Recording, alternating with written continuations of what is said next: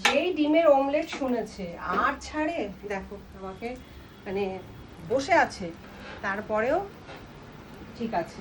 সাতটা সরা ওই যে এটাকে মোড়াওনি না, ডবল ডিমের অমলেট। এটা তো পিৎজা বানিয়েছে, মোড়াবে কেন? তিল কত দিয়েছো?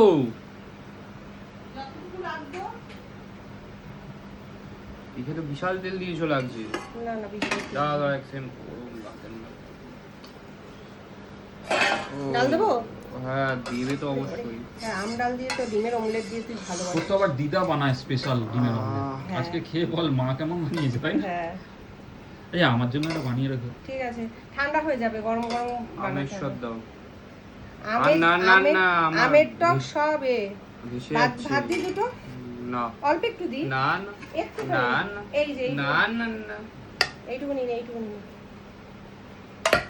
দেখো কালকের ভাত মানে দুজনে ভালোভাবে হয়ে যাবে।